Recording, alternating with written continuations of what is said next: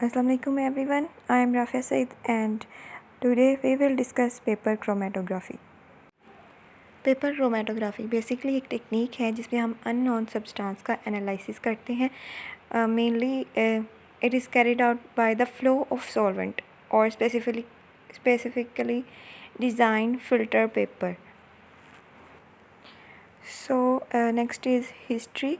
Paper chromatography was firstly introduced by German scientist Christian Friedrich in 1865. Paper chromatography is considered to be simplest and most widely used chromatographic technique because of its applicability, isolation, identification, and quantitative determination of organic and inorganic compounds. Next is types of paper chromatography. ठीक है, paper chromatography के दो types हैं, paper absorption chromatography और paper partition chromatography. Paper absorption chromatography में क्या होता है कि हम जो पेपर है उसको सिलिका और एलुमिना से कोट कर देते हैं और वो स्टेशनरी फेज़ के तौर पे एक्ट करता है और जो सॉल्वेंट होता है वो मोबाइल फेज़ के तौर पे एक्ट करता है. But in paper partition chromatography जो फ़िल्टर पेपर है उसके सेलुलोस में जो मॉइस्चर या वाटर पहले से प्रेजेंट है वो स्टेशनरी फेज़ के तौर पे एक्ट करेगा, वाइल जो मोबाइल फेज़ है वो सिमिलरली वही सॉल्वेंट एक्ट करेगा. Here is principle of separation is mainly partitions rather than absorption. ठीक है, cellulose layer in filter paper content which act as stationary phase and organic solvent act as mobile phase.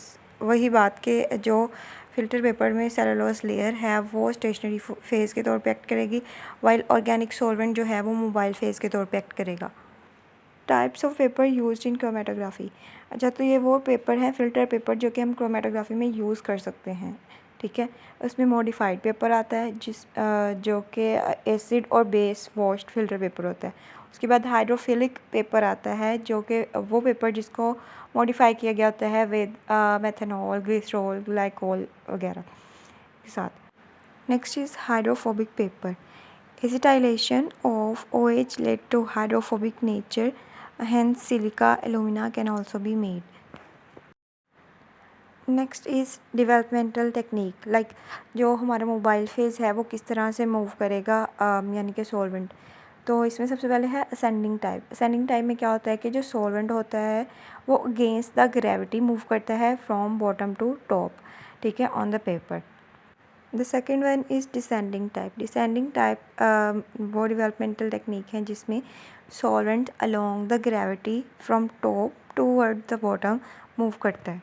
ठीक है, इसका फ़ायदा क्या होता है कि इसकी डेवलपमेंट फास्टर होती है because of gravity. Third type is ascending descending type, यानी कि इसमें असेंडिंग भी होगी और डिसेंडिंग भी.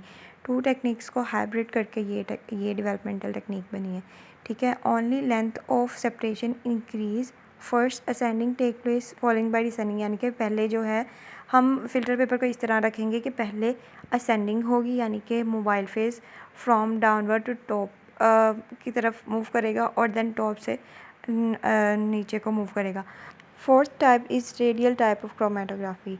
ठीक है, स्पॉट जो है उसको सर्कुलर पेपर होता है, हमारा फ़िल्टर पेपर सर्कुलर होता है, उसके सेंटर में हम जो है स्पॉट यानी कि सॉल्वेंट रख देते हैं. ठीक है, अब सॉल्वेंट क्या करता है, विक के थ्रू फ्लो करता है एट द सेंटर और स्प्रेड हो जाता है, यूनिफॉर्मली स्प्रेड होता है ऑल डायरेक्शंस में. ठीक है, last one is two dimensional chromatography. In this technique, a rectangular or square paper is used. Hence, the sample is applied to the one of the corner and development is performed at the right angle to the direction of the first run. तो sample सबसे पहले हमने apply किया, उसकी development हुई, तो उसके बाद हम क्या करते हैं, उसको ड्राई करते हैं क्रोमेटोग्राफी को.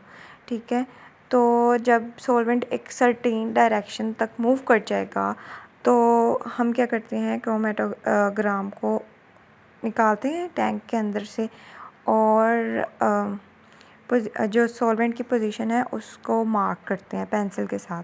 ठीक है, फिर उसको हम हॉट या कोल्ड एयर के साथ जो है वो ड्राई करते हैं. हॉट और कोल्ड एयर डिपेंड करती है सॉल्वेंट की वोलेटिलिटी पे.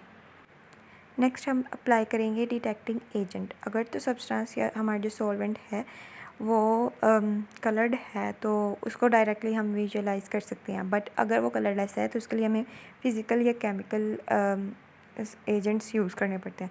क्या फ़िज़िकल एजेंट में हमारे पास आयोडीन और यूवी चैम्बर मेथड आ जाता है, वाइल इन केमिकल मेथड इसमें हम क्या करते हैं कि फिनोलिक कंपाउंड में से फेरिक क्लोराइड को यूज़ करते हैं और ninhydrin in acetone for amino acids. Detection के बाद हम क्या करेंगे, आरएफ फैक्टर यानी कि रिटार्डेशन फैक्टर की वैल्यू फाइंड करेंगे। तो उसके लिए हमारे पास एक फार्मूला है, distance travel by solute and distance travel by solvent. ठीक है, इनकी हमने रेशियो लेनी है और हमारे पास आरएफ वैल्यू आ जाएगी। कुछ फैक्टर्स ऐसे होते हैं जो कि आरएफ वैल्यू को अफेक्ट कर देते हैं, like the temperature, purity of solvent कि कितना प्योर है उसके अकॉर्डिंग वो मूव करेगा, क्वालिटी ऑफ पेपर यूज्ड और distance travel by the solute and solvent, और इसके अलावा है pH of solution. Paper chromatography को हम कहाँ कहाँ यूज़ कर सकते हैं, हम ड्रग के मिक्सचर को सेपरेट करने के लिए कि हमें ये ड्रग अलग अलग करने हैं, कार्बोहाइड्रेट्स, प्रोटीन और लिपिड्स को सेपरेट करने के लिए, ड्रग्स के आइडेंटिफिकेशन के लिए, इम्प्योरिटीज़ को आइडेंटिफाई करने के लिए, एंड लास्टली यूरिन और ब्लड में ड्रग्स के मेटाबॉलाइट्स कितने प्रेजेंट हैं उनके एनालिसिस के लिए हम इसको यूज़ करते हैं।